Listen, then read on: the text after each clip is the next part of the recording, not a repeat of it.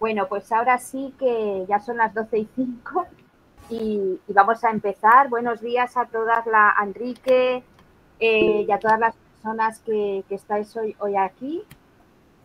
Bueno, Enrique Molina, gracias, como te he dicho ya en privado. Era una charla muy esperada, porque como te comenté, somos muchas las personas autistas que estamos afectadas por síndromes de sensibilización central y por otras patologías crónicas, muchas de ellas también enfermedades minoritarias, y muchas personas que están en una situación difícil, como tú bien conoces el tema. Y bueno, creo que tenemos mucha suerte de tener a Enrique, porque es un abogado altamente especializado, que eso es difícil de encontrar, con lo que son concretamente los síndromes de sensibilización central, ¿no? Entonces creo que es un privilegio tenerlo aquí. Yo personalmente me lleva mi caso, porque todavía, y le estoy altamente agradecida y bueno, súper satisfecha de la atención, sobre todo también humana, ¿no? Porque eso es muy importante cuando estás en una situación de dificultad y precaria en muchos sentidos, y con un problema de salud grave que te invalida la vida, tener un abogado que te entienda, te comprenda. Y ahora también, como yo le decía, pues va a conocer también al colectivo de personas autistas, bueno, que somos ya muchos y cada vez más, y que sobre todo tenemos una salud muy precaria, sobre todo el colectivo femenino. Hay hombres también, pero las mujeres acabamos muy mal de salud, ¿no? Porque también, como le decía Enrique, que hay vinculación genética, ¿no?, entre autismo y algunas patologías crónicas. Entonces yo me callo ya.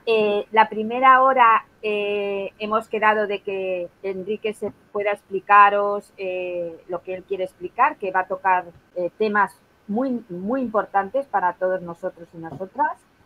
Y después habrá una hora para que podáis preguntar dudas. Lógicamente, la idea es que puedan participar varias personas. Ya si alguien tiene que exponer su caso, ya luego hablaremos al final.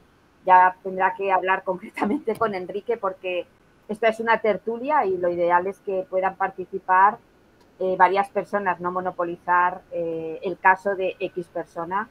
Creo que es importante tener en cuenta que esto es una tertulia, no es una consulta jurídica, que ya para eso ya hablaremos, ¿no? Pues nada, él ha preparado un PowerPoint. Ya le dije que nosotras, él ya sabe, ya conoce el tema cognitivo de las personas con síndromes de sensibilización central, que necesitamos nuestros tiempos y nada. Pues nada, esta tertulia va a ser grabada por el informático de Enrique, o sea que luego tendremos la oportunidad de poder verlo y procesarlo y masticarlo bien, ¿vale? Pues nada, apagamos los micros, por favor, y muchas gracias. Pues nada, Alicia, muchísimas gracias. Me has dejado abrumado absolutamente por tus palabras. Al fin y al cabo, pues uno intenta hacer su trabajo desde hace ya mucho tiempo, y yo lo que voy a explicar aquí básicamente es mi experiencia. Mi experiencia como abogado. Como abogado llevo 27 años, especializado en estos temas llevo ya más de 17, y os voy a explicar un poco cuál ha sido mi experiencia. Una experiencia basada sobre todo en lo que es la atención de pacientes y de clientes como vosotras, y digamos todo lo que es la reivindicación y todas las reclamaciones que se hacen ante las resoluciones denegatorias, sobre todo de incapacidad permanente. Sin más preámbulos, como ha dicho Alicia, yo he preparado un PowerPoint. Al final de todo esto, pues haremos un turno de preguntas. Yo creo que lo que considero correcto y adecuado es que sean preguntas generales, que no sean preguntas concretas, primero por un tema de protección de datos, por un tema de derecho a intimidad y sobre todo por un tema de rigor. Yo siempre he intentado ceñirme mucho al rigor profesional. Todo lo que no se pueda ver, palpar, estudiar concienzudamente, yo no me atrevo a dar un criterio o un consejo. Podremos dar consejos generales, pero preguntas personales yo considero, ya sean a mí o ya sea a otro profesional, yo creo que es lo que deberíais hacer. Bueno, y sin más preámbulos, pues empezamos con un poco la charla que he preparado. Como el título pone, son aspectos legales en torno a las personas autistas afectadas por sensibilización central. Todo esto que voy a explicar, también os digo que es extendible a cualquier tipo de patología, ¿vale? Es decir, no hay un procedimiento para un tipo de patología y otro para otro. No, lo que pasa es que voy a dar un poco pistas y respecto a qué peculiaridades tienen estas patologías y yo creo que os puede interesar en este sentido, ¿vale? Entonces, si me permite el PowerPoint, que voy a intentar a ver si tengo, a ver.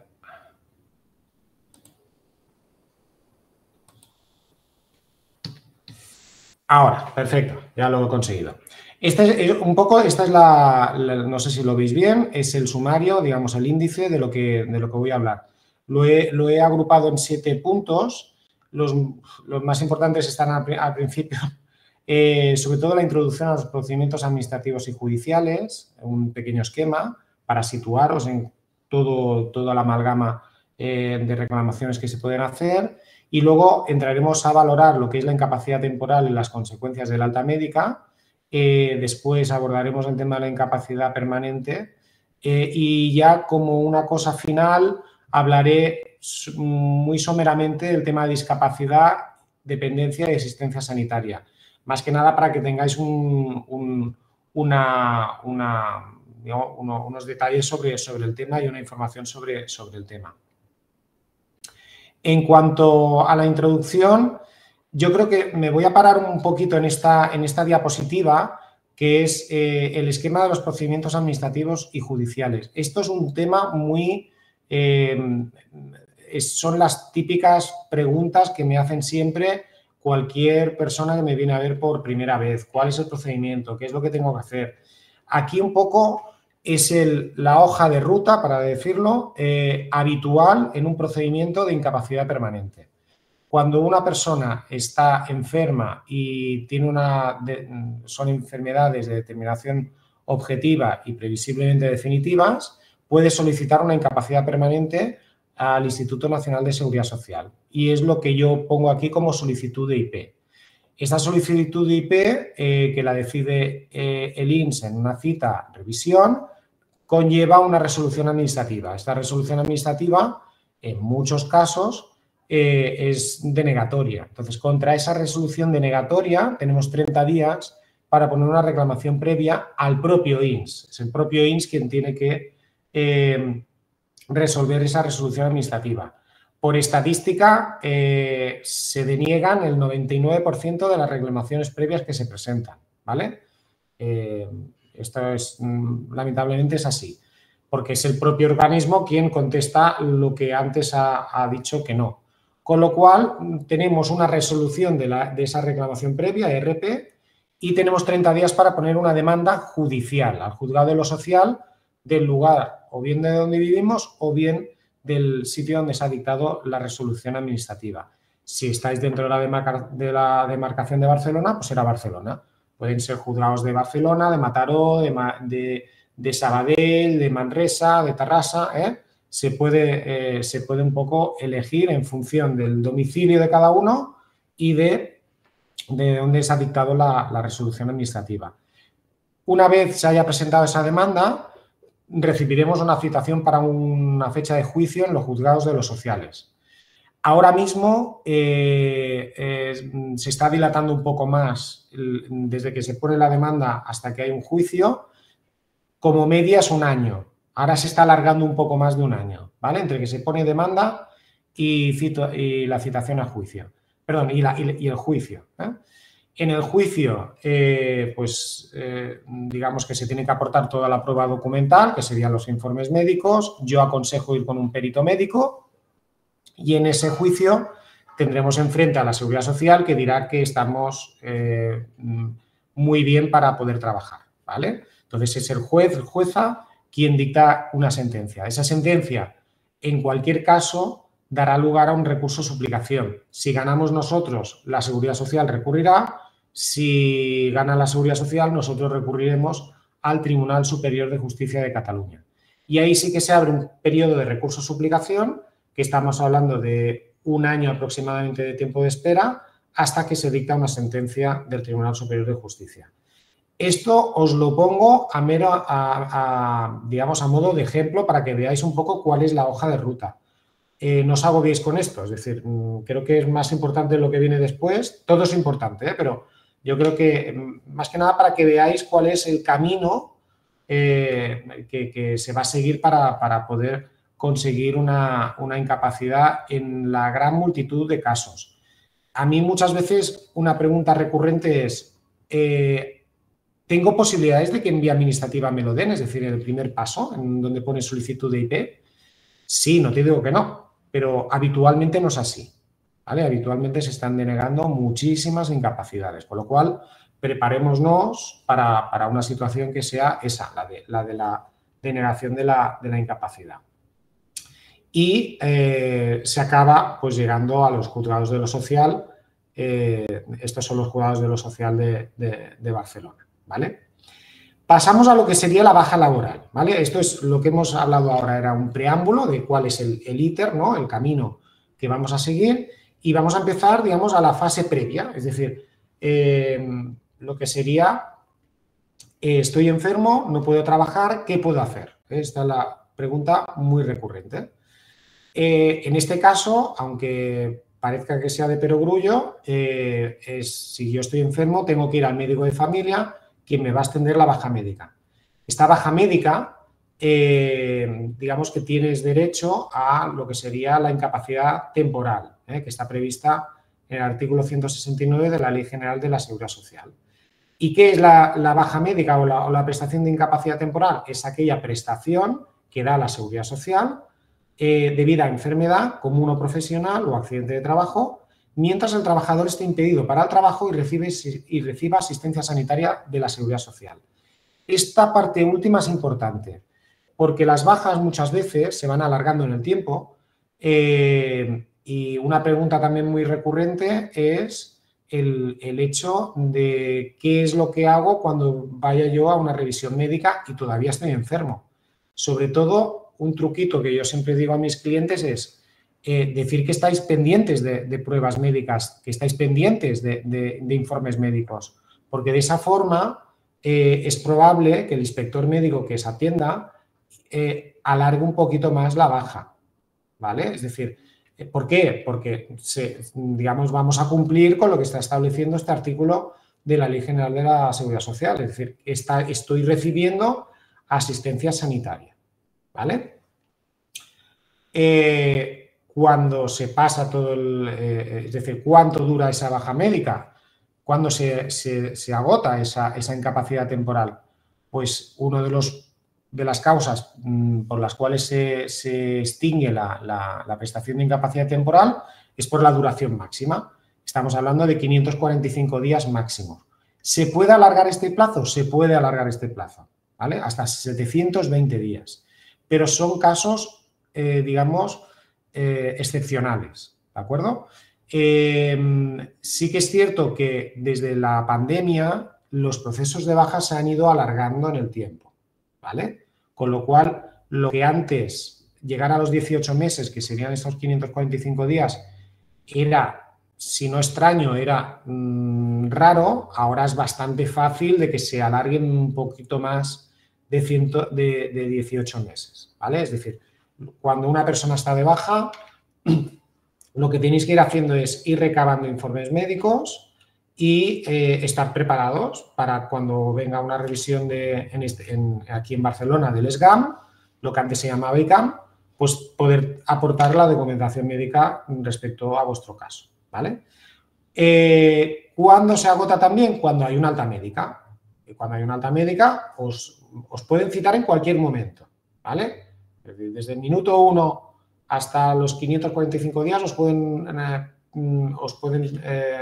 pedir la revisión en cualquier momento y os pueden citar en cualquier momento. Sí que es cierto que para patologías de las que estamos tratando hoy, como son temas de sensibilización central, etcétera, suele alargarse un poco el tiempo. Habitualmente, esto estamos hablando a criterio general, siempre habrá casuística en contra, pero en principio las bajas médicas se van alargando y acaban en un momento con una alta médica, en este caso de inspección médica.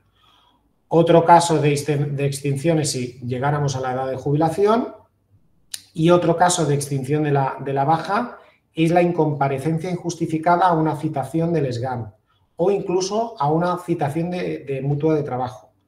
La mutua de trabajo aquí el papel que tiene es de control de la baja médica, es decir, que son organismos que están ayudando, entre comillas, al Instituto Nacional de Seguridad Social, con lo cual la incomparecencia a esas citas médicas puede dar lugar a que te corten la prestación de IT. Con lo cual, importante no ir siempre a las citas médicas. Y si hay una imposibilidad real de no poder ir presencialmente, documentalmente a través de SMS, bueno, SMS es un poquito antiguo, perdonad, pero a través de mail, a través de cualquier tipo de forma escrita, avisar de que realmente no se puede ir a trabajar y el motivo por el cual, a trabajar no, a la cita médica, y sobre todo explicar el porqué, que haya una explicación justificada, porque si no tenemos el riesgo de que haya una alta médica, ¿vale? Y evidentemente la causa esta de fallecimiento es, en el caso de fallecimiento, pues se agota evidentemente la baja. Pregunta recurrente. ¿Qué es lo que ocurre cuando hay una alta médica? Los efectos y las consecuencias de la alta médica. El efecto directo de la alta médica es la reincorporación a mi puesto de trabajo. Si estoy trabajando, me tengo que reincorporar sí o sí. Si no estoy trabajando, me iré a la prestación digamos, al INEM, al SEPE, a recuperar ya sea prestación o ya sea subsidio de desempleo. ¿Qué es lo que yo aconsejo a las personas enfermas que injustamente le otorgan una alta médica? A la empresa es solicitarle las vacaciones. Las vacaciones es un derecho que el trabajador tiene y que se va devengando aunque esté de baja médica. Con lo cual, yo tengo derecho a vacaciones. Por lo tanto, para intentar alargar esa reincorporación, pedir las vacaciones. ¿Se puede impugnar el alta médica? Se puede impugnar el alta médica. Es un plazo corto de 11 días para procesos inferiores de baja, inferiores a 365 días.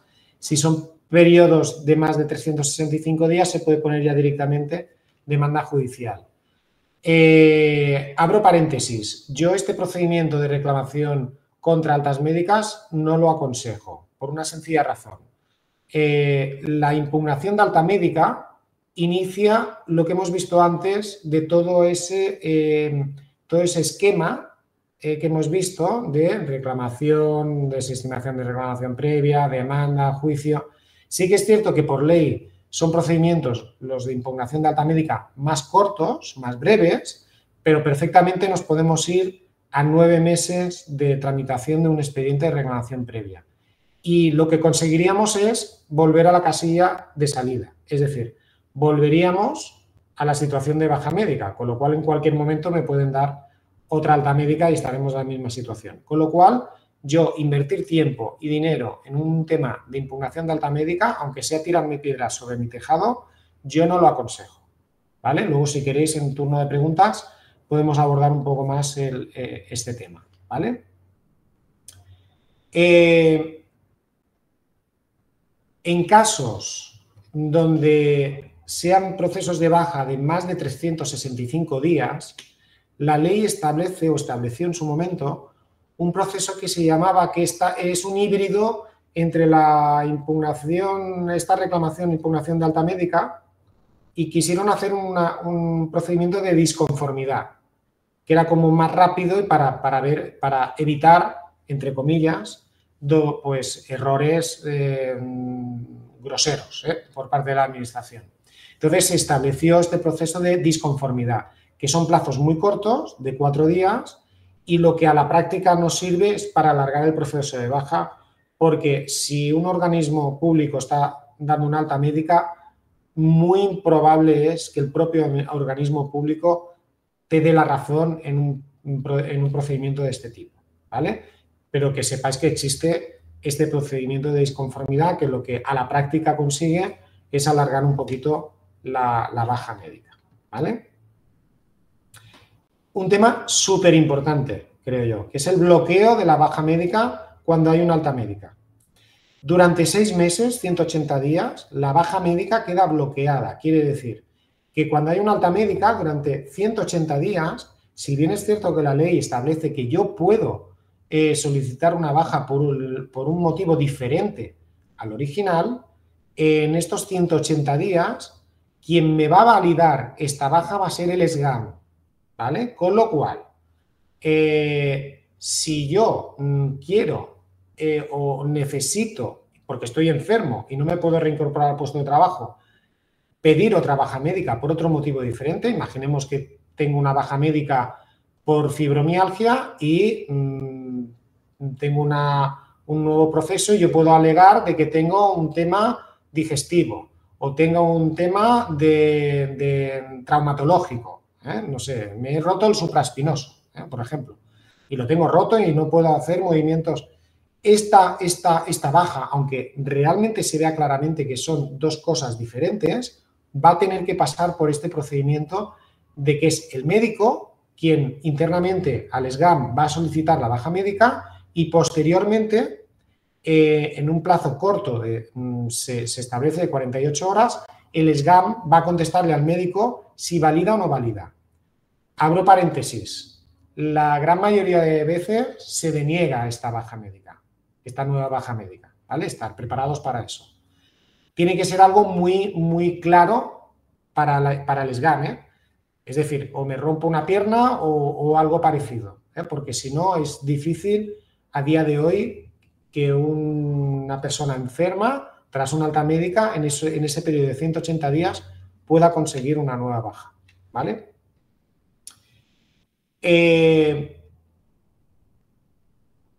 Si he agotado las vacaciones y los permisos retribuidos e inspección médica, como hemos visto, no me deja coger una baja, que es un tema bastante habitual de consulta en cualquier despacho de abogados laboralistas, ¿qué es lo que puedo hacer? Pues antes de reincorporarme, lo que voy a hacer siempre es solicitar una revisión médica a los servicios de vigilancia en la salud, ¿vale? Ya sea empresa privada o empresa pública, semipública, ¿eh? Todos tienen servicio de prevención de riesgos laborales, vigilancia en la salud. Sea una empresa de 5 trabajadores o de 5.000, ¿vale? Todos tienen que tener este servicio. Entonces, hay que solicitarlo y este servicio lo que hace es revisar, son los que hacen las revisiones médicas habituales a los trabajadores, va a ver si soy apto o no soy apto. También es cierto que en la práctica lo habitual es que estos servicios de vigilancia en la salud vayan a rueda de lo que haya dicho el SGAM, no os voy a engañar, es decir, habitualmente os ponen aptos con restricciones. Es difícil ver un no apto, un no apto a pesar de tener enfermedades suficientes como para que se acredite de que no puedo trabajar. Las consecuencias del no apto es que el contrato se extingue por lo que se llama es una extinción objetiva del contrato con un abono de una indemnización de 20 días por año trabajado, con un tope de 12 mensualidades, ¿vale? Esta es la consecuencia del no apto. Como la casuística es enorme, pues habrá casos en los cuales a lo mejor este camino pues, se pueda o se aconseje realizar y habrá casos en los cuales pues, a lo mejor no es aconsejable. Esto, en cada caso en concreto, pues el profesional pues, tiene que ver cuál es el mejor camino para su cliente, ¿de acuerdo? El despido objetivo por ineptitud sobrevenida, como hemos dicho, da lugar a una indemnización de 20 días por año trabajado, y ya os digo que hay que lucharla bastante con las empresas, porque habitualmente las empresas no quieren abonar ningún tipo de indemnización, con lo cual habitualmente es cuando el abogado tiene que hacer un poco también de mediador y de letrado para poder optar, si es el caso, que interese al cliente en este tema, ¿de acuerdo? Y ya como solución final a procesos en los cuales he agotado las vacaciones, he agotado los permisos retribuidos, no me dan una nueva baja médica y encima me han puesto un apto, ya sea con restricciones o sin restricciones, y no puedo ir a trabajar porque durante 6 meses mi baja está bloqueada. Soluciones desesperadas. ¿Me puedo ausentar de mi puesto de trabajo? Sí, si es con justificante médico, ¿vale?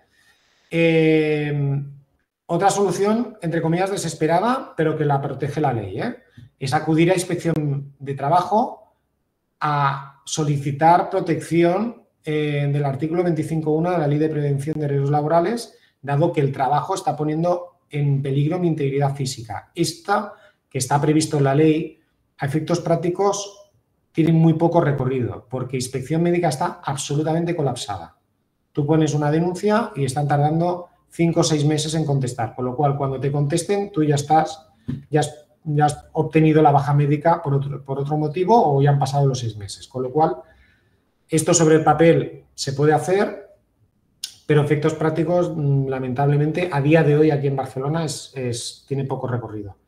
Y otra cuestión es solicitar al juzgado de lo social una suspensión cautelar para ir a trabajar.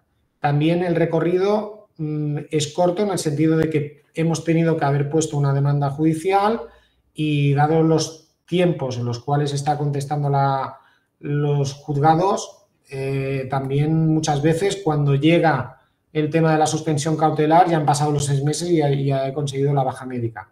Pero bueno, se puede intentar para poder suplir esta problemática que es: estoy enfermo, no me veo capacitado de ir a trabajar, pero me están obligando a ir a trabajar, ¿vale? Esto son todo el abanico de posibilidades que se abren ante todo eso. En paralelo, hay que ver si tengo derecho o no tengo derecho a la incapacidad permanente contributiva, ¿vale? Es decir, una cosa es la baja médica y la baja médica podría dar lugar a lo que sería la incapacidad permanente. Esto está regulado en la Ley General de la Seguridad Social, se requiere un tiempo mínimo de cotización, que ahora abordaremos, estar en alta o asimilada al alta, y la cuantía depende de la cotización que hemos realizado durante el periodo exigido de cotización, ¿de acuerdo? Y esto es importante, es una pensión vitalicia revisable periódicamente, es decir, aunque a mí me den, ya sea en vía administrativa o ya en sede judicial, una incapacidad permanente, ojo, que está también sujeta a revisiones, ¿vale? El INS, habitualmente, al cabo del año, al cabo de 2 años, antes estaba establecido un periodo de 2 años mínimo, ahora ya no, la ley no establece un tiempo concreto en el cual se puede realizar esta revisión.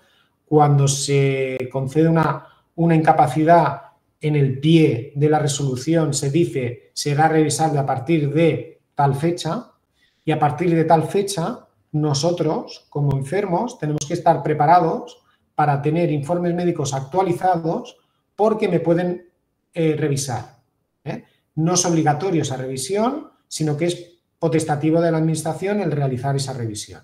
Entonces, tenemos que estar preparados porque si viene esa revisión, que esto en el despacho pues puede pasar o ha pasado, y de que el pobre enfermo se confía o bien ya no pide informes médicos al médico y lleva 2 años sin tener informes médicos, esto es una cita que te dan te citan de un mes para otro y en un mes ya conocéis vosotras que es imposible de conseguir muchos informes médicos, con lo cual podemos tener un problema de que te quiten la pensión que tanto te ha costado conseguir, ¿vale? Con lo cual, simplemente que tengáis en cuenta que es una pensión vitalicia, pero revisable, ¿vale? En cuanto al tema de la incapacidad permanente, es importante la definición. Ya sé que estos son temas a lo mejor un poco engorrosos, pero creo que es bueno pararse para entender luego qué documentación médica vamos a necesitar y un poco cuál es el contexto en el cual nos vamos a mover en este tema de incapacidad permanente. La incapacidad permanente se define como una pensión que se da a aquella persona que después de someterse a un tratamiento prescrito y haber sido dado alta médicamente, tiene reducciones funcionales graves de determinación objetiva y previsiblemente definitivas que anulan su capacidad laboral. Esto es importante. Por eso decía al principio, todo lo que os voy a explicar no va solo de sensibilización central o no va solo de personas autistas, no va solo de personas con una patología en concreto, va en general. ¿Por qué? Porque la ley no distingue enfermedades. Lo que distingue es si tengo una enfermedad, más que enfermedad, si tengo limitaciones funcionales, provocadas evidentemente por una enfermedad, si son definitivas y si son de determinación objetiva. Entonces, en temas de sensibilización central, ya sabéis todas que hay unas pruebas objetivas, como puede ser pruebas de baterías neurocognitivas o un test de reserva aeróbico, que estas no las cubre la Seguridad Social y que yo aconsejo hacerlas precisamente para cumplir con este requisito de determinación objetiva. Esto los jueces lo agradecen cuando tú vas, aunque luego no te den la razón, agradecen que como mínimo sea riguroso en el sentido de tú pedir una incapacidad cumpliendo todos los requisitos que te está estableciendo la ley. Entonces, vamos a ir punto por punto a acreditar que realmente estoy cumpliendo con todo esto que me está diciendo la ley. Es decir, reducción funcional grave, que esto lo demostraríamos con informes médicos, de determinación objetiva, lo podemos demostrar a través de esas pruebas objetivas y previsiblemente definitivas, que lo va a poder decir ya sea el informe médico o ya sea el perito que nos acompañe el día del juicio, ¿vale? Importante, ¿en qué se diferencia la pensión contributiva de la no contributiva? La contributiva es aquella que se da a aquella persona que ha cotizado un tiempo suficiente, ¿vale? Cuando una persona no ha cotizado un tiempo suficiente, que ahora veremos cuál es, tiene la vía de la no contributiva, pero esa va, que luego lo explicaremos también, va enlazada con el tema de la discapacidad. Simplemente os quería dar este apunte para luego abordar en esto. ¿Cuánto tiempo de cotización se necesita para tener acceso a la incapacidad permanente? Pues esto varía en función del tiempo. Aquí os he hecho un esquema, también depende de si viene derivado de alta o asimilada al alta o bien de no alta. Si vienes de alta o asimilada al alta es yo puedo estar trabajando o puedo estar en situación de paro o puedo estar en situación de paro subsidiado o no subsidiado, pero inscrito como demandante de empleo. Estas son situaciones que se llaman técnicamente asimiladas al alta, ¿vale? Por eso un consejo recurrente es que cuando no estéis cotizando en ningún sitio, como mínimo estéis inscritas como demandante de empleo en el SOC, ¿vale? En el Servicio de Ocupación de Cataluña, ¿vale? Esto es un consejo. Tiempo necesario. Si yo tengo menos de 31 años, una tercera parte entre 16 y el hecho causante. El hecho causante es cuando yo solicito la incapacidad. Si tengo más de 31 años, mínimo 5 años y será una cuarta parte entre la edad de los 20 al hecho causante. Más o menos estará, para que os hagáis una idea, las personas de 40 años les van a exigir 5 años y las personas de 52 le van a exigir 8 y las personas de 60 unos 10, más o menos, ¿vale? Esto en cada caso hay que ver cuánto tiempo se va a exigir de tiempo de carencia genérica. Y luego específico tienes que tener como mínimo una quinta parte de ese tiempo dentro de los 10 últimos años de cotización, ¿vale? Hay una vía que es para poder pedir una incapacidad a aquellas personas que por circunstancias no estén cotizando en este momento y no estén en situación asimilada al alta, que es desde la situación de no alta. Si yo acredito tener 15 años de cotización y 3 en los últimos 10 años, yo puedo acceder también a la pensión de incapacidad permanente, ¿vale?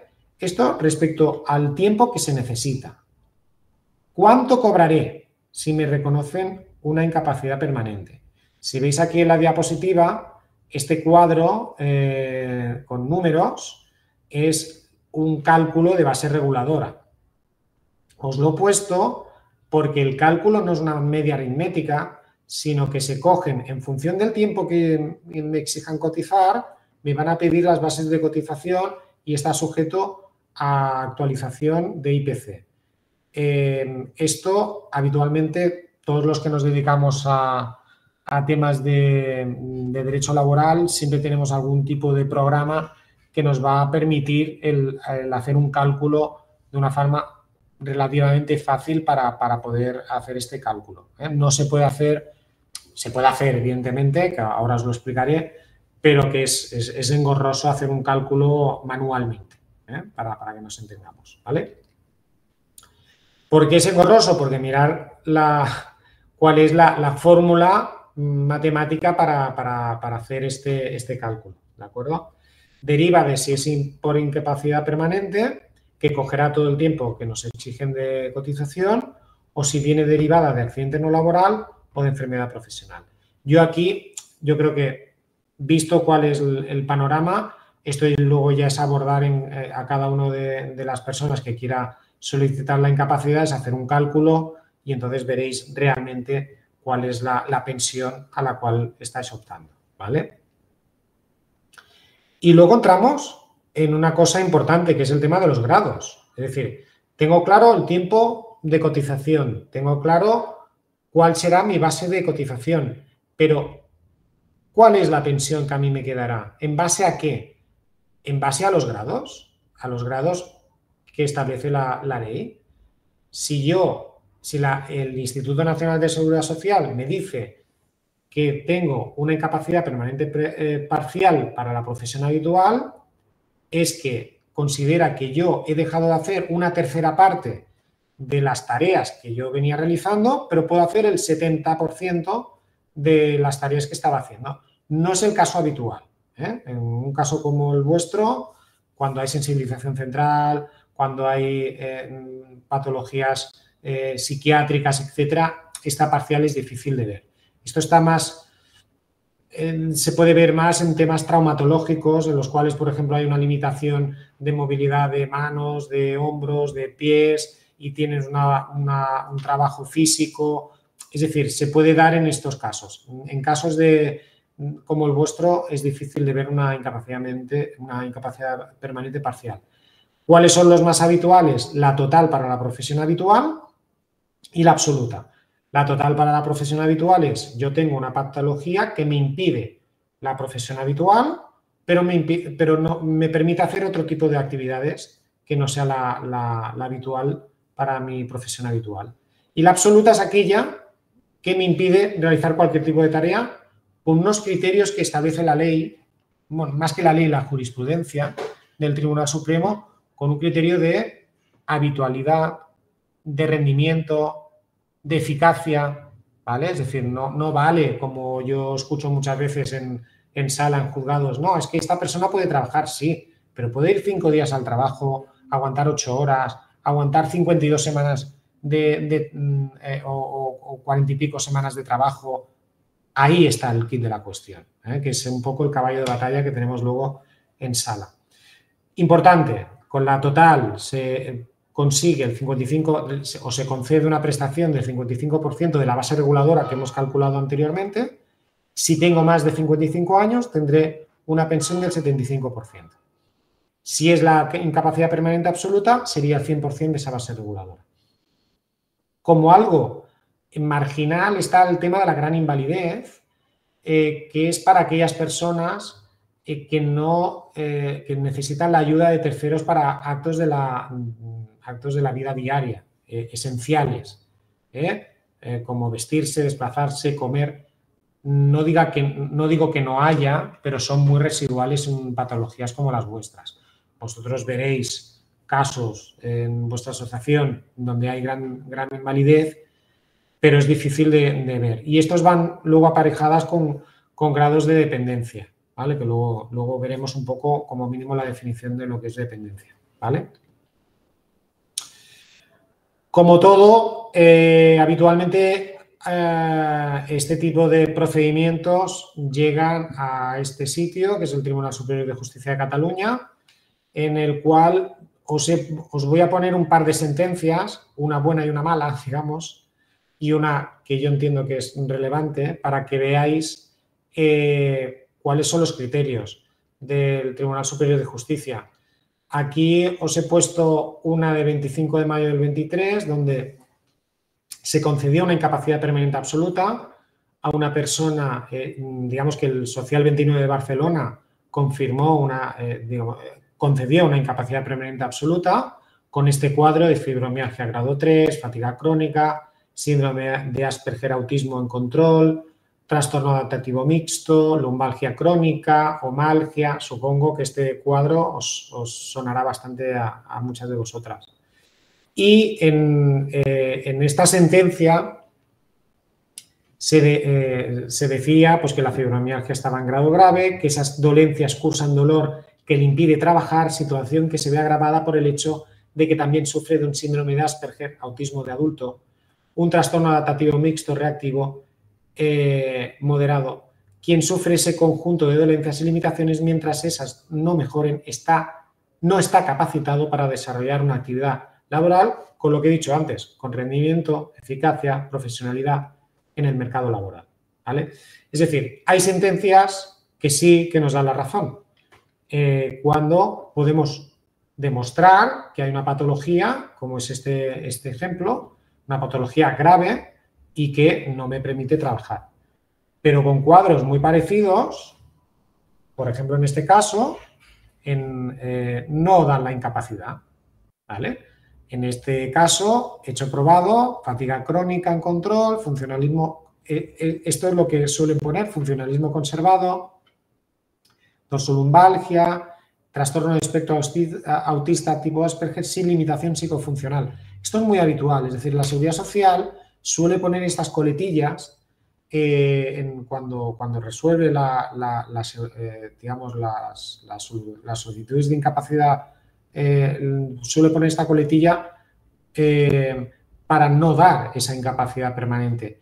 Nuestro trabajo, digamos, del abogado consiste precisamente en darle la vuelta y decir que efectivamente sí que hay una limitación funcional, sí que no tiene funcionalismo conservado, ¿vale? De hecho, en este caso, el abogado, no es un caso que lleve yo, el abogado pues decía e intentó decir que el TEA necesitaba soporte, el síndrome de fatiga crónica estaba en control de tratamiento pero con una gran afectación de intensidad de la sintomatología, etcétera, etcétera, etcétera. Pero la sala, en este caso el Tribunal Superior, dijo que no podía volver a valorar la prueba porque el artículo 97.2 de la Ley de Procedimiento Laboral dice que el juez de instancia es el que tiene que ver y valorar la prueba practicada, ¿vale? Esto es un tecnicismo para decir lo que diga el juzgado de lo social, yo no lo puedo tocar y yo lo voy a confirmar, sea lo que sea. Esto, la casuística es enorme. Te puedes ir a otros sitios de España, a Mallorca, a Madrid, a otros sitios y el TSJ, el Tribunal Superior de Justicia de la Comunidad Autónoma, sí que puede entrar. Y aquí en Cataluña a veces entran y a veces no entran. Lamentablemente hay una inseguridad jurídica, no os lo voy a ocultar, es la realidad, y de lo que se trata es de ir siempre con coherencia y con rigor. Es decir, si yo estoy enfermo y lo puedo acreditar, pues hay que instar todo este procedimiento para poder conseguir el derecho que la ley me otorga, y hacerlo con determinación, siempre y cuando sabiendo que nos podemos encontrar con estos obstáculos, ¿de acuerdo? Y luego un tema importante, os aporto esta sentencia. Esta es una sentencia de Galicia, pero que dice algo que yo he visto en muchas sentencias de otras partes, aquí en Cataluña igual, que es que desestima o estima, pero dice, respecto al tema de la fibromialgia en este caso, pero es extendible a otras patologías, la sensibilización central, trastornos psiquiátricos, etcétera. La incapacidad no se da por el diagnóstico, se da por la intensidad de esa patología en la persona, y lo que dice aquí, el aspecto decisivo no es la lesión o enfermedad en sí misma, sino las secuelas que anulen o disminuyan el grado de capacidad laboral del sujeto, del trabajador. Esto es lo importante. Y ahí es donde tanto el perito como el abogado tienen que incidir mucho, ¿vale? Más que nada que tengáis claro cuál es un poco el mundo judicial respecto al tema de las incapacidades permanentes. Tema importante que antes lo hemos comentado, las pensiones se revisan y se revisan en base a este artículo 200.2 de la Ley General de la Seguridad Social. Cuando hay un procedimiento de este tipo, os aporto esta sentencia, se tiene que hacer un análisis comparativo. Se compara cuando me dieron la incapacidad y cuando ahora me la han quitado. Y se tendría que ver, pues, si ha habido, es decir, si la Seguridad Social ha demostrado que yo he mejorado, ¿vale? Porque a veces me dicen que he mejorado y lo que ha pasado es que no ha aportado informes médicos. Entonces, en este tipo de procedimientos, el paciente, a través de su abogado, lo que tiene que hacer es hacer la comparación, y si de la comparación se ve que no hay mejoría, te tiene que mantener esa incapacidad permanente que previamente la habías conseguido, ya sea en vía administrativa o judicial, ¿vale? Bueno, pasamos el tema, digamos, que sería el tronco de mi exposición, y ahora, muy brevemente, el tema de la discapacidad e incapacidad permanente no contributiva. La definición de la discapacidad es la falta o limitación de facultad física, mental, que imposibilita o dificulta el desarrollo normal de la actividad de una persona. Todo lo que hemos hecho hasta ahora es ver si a mí me permiten o no me permite trabajar, ¿vale? En el tema de la discapacidad es más amplio, es actividades de ocio, actividades, digamos, tanto laboral como familiar, como social, ¿de acuerdo? Y esto es lo que valora, o se valora, lo valoran en este caso la Generalitat de Cataluña a través de Benestar Social, a través del Real Decreto 888/2022. Este Real Decreto ha complicado aún más lo que ya era complicado antes en el antiguo Real Decreto, como es tan reciente, estamos todos un poco a las expectativas de cómo se va a valorar todo esto. Os hago unas breves pinceladas respecto de cómo se ha organizado, y básicamente que tengáis claro que la discapacidad se valora por capítulos, por las patologías que tú tengas. Tú te tienes que ir a cada capítulo y ver si yo tengo, por ejemplo, vuestra condición de autismo, pues estaría recogida en el capítulo 1, con otro tipo de capacidad de limitaciones intelectuales o discapacidades intelectuales. Pues todo esto nos tendremos que ir a la discapacidad, al capítulo 1, o, por ejemplo, la novedad de este Real Decreto es que por fin se valoraba o se valora el tema de la afectación de la deficiencia relacionada con el dolor, fibromialgia, fatiga crónica, e incluso así como de puntillas el tema del SQM. Eso lo vamos a encontrar en el capítulo 6. Que tengáis claro que la discapacidad, yo tengo la condición de discapacidad a partir del 33% y luego en función de mi porcentaje voy a tener más o menos derechos. Son derechos más bien, no van aparejados a pensiones, porque si yo tengo una pensión contributiva no me va a dar ningún tipo de pensión adicional, sino lo que me van a dar es ayudas. Voy a poder tener acceso si tengo limitación para moverme a una tarjeta de aparcamiento, o si no tengo cotizaciones puedo obtener una no contributiva, pero va en función un poco de esto. Son ayudas muy concretas. Si entráis a la web de Bienestar Social, en la parte de discapacidad veréis cuál es un poco el cuadro de prestaciones que os pueden dar o otorgar en función del grado de discapacidad. El baremo de lo que vulgarmente se llama la tarjeta de aparcamiento de minusválido, esto ahora se establece a través de un baremo que le llaman BLAM, que está en ese Real Decreto 888, y tenéis que pasar por esa revisión.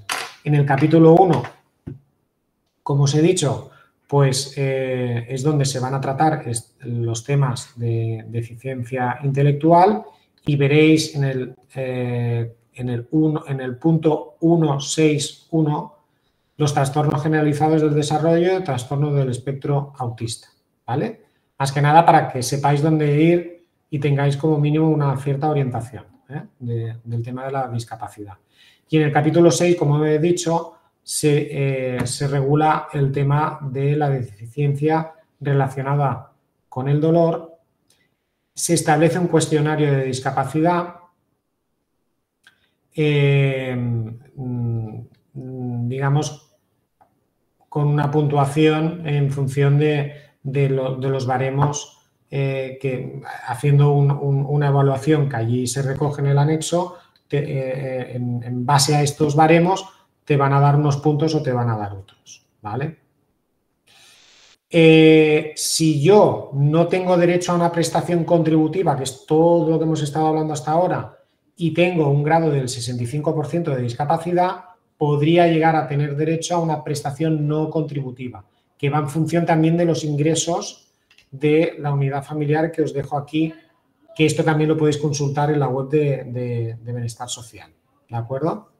La pensión no contributiva es esta que os pongo, ¿vale? Mínima de 517 ahora en el 2024. Y vamos a hacer una breve pincelada de lo que es la dependencia. Esto fue regulado a través de la Ley 39/2006, que ha tenido un desarrollo lento por la falta de recursos respecto al tema de bienestar social. Lo regula la Generalitat de Cataluña a través de, valga la redundancia, de bienestar social, y se distinguen 3 grados, que es la dependencia moderada, grado 1, grado 2, la dependencia severa, y grado 3, la gran dependencia, ¿vale? En función del grado de dependencia que tengáis, tendréis acceso a unas prestaciones u otras, ¿vale? Simplemente que lo tengáis en cuenta y que esto va siempre en paralelo a lo que hemos dicho, ¿eh? Es decir, nos podemos encontrar con una persona que tenga una pensión de incapacidad, pueda tener un grado de discapacidad X y pueda tener un grado de dependencia X, ¿eh? Y no tiene por qué, tengo una absoluta y me van a dar el 65%, no tiene por qué. O tengo una absoluta y me van a dar la dependencia a grado 2, no tiene por qué, ¿vale? Es decir, se tienen que hacer trámites para cada uno de estas prestaciones. Asistencia sanitaria, caballo de batalla. Esto, Alicia, es un tema que igual podría ser monográfico de otra ponencia. Porque estamos en una situación en la cual nos estamos encontrando, y vosotras sois las que os estáis encontrando con un bloqueo de acceso a los especialistas de todo tipo, de sensibilización central y de otro tipo.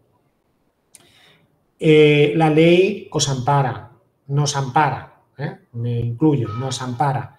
Tenemos derecho a acceso a médico especialista. No nos pueden decir que la fatiga crónica, como es crónica, o la fibromialgia, como es crónica y no tiene curación, pues me la va a tratar solo el médico de familia.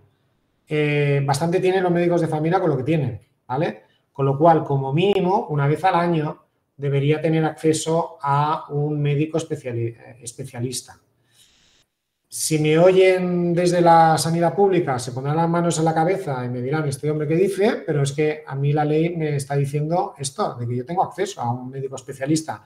Y cuando yo voy a juzgados, me exigen tener informes médicos de especialistas. Con lo cual, lo que os diría es luchar, quejaros.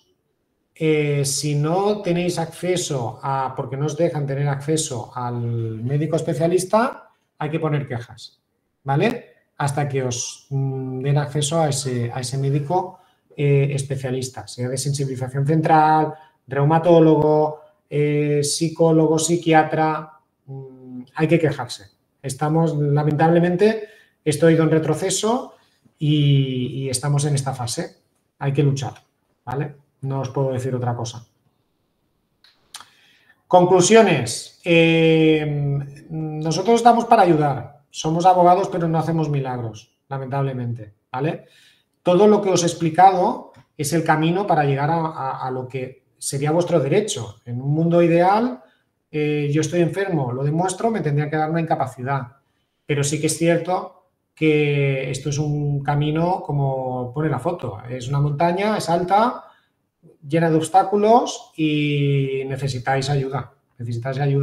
¿Quién os va a ayudar? Pues os tiene que ayudar el abogado, si puede ser experto en la materia mejor, y os tiene que ayudar el perito, si es experto en la materia mejor, y os tiene que ayudar los especialistas médicos que os hagan informes médicos, digamos, razonables y que puedan presentarse en un juzgado. Primera conclusión, asesoramiento médico legal previo. Si no estáis pensando en incapacidad, estoy enfermo, no sé qué hacer, tal, ir al abogado e ir al médico. Más que nada para ver cuál es vuestra situación y si es una vía correcta o no es correcta o cuál es vuestro camino. La casuística, como he dicho antes, es muy variada, con lo cual os aconsejo ir a consultar, ya digo, a un experto médico y a un experto jurídico, en este caso un abogado, un graduado social. Y sobre todo, importantísimo, tener actualizado informes médicos y pruebas médicas que acrediten la limitación funcional, como mínimo uno al año, ¿vale? No confiaros si tenéis ya una incapacidad y luchar para el caso de que os hayan dejado en la estacada y os digan que ahora es el médico de familia que nos lleva. Luchar. Ya sé que en vuestro caso es difícil, que necesitaréis ayuda, pero para eso estamos los profesionales y el entorno que podáis tener, ¿vale? Y nada más, muchísimas gracias. Aquí en esta página, es una página que yo hice en su día de fatiga crónica, yo voy colgando lo que serían las noticias y sentencias que vamos consiguiendo. Y ahí veréis un poco cuál es cómo vive o cómo está el pulso de todo este tema. Y nada, gracias por vuestra asistencia, gracias por vuestra atención, estoy a vuestra disposición y agradecer a la asociación la oportunidad que me dais de dar un poco de divulgación que yo creo que es muy necesario en esta materia.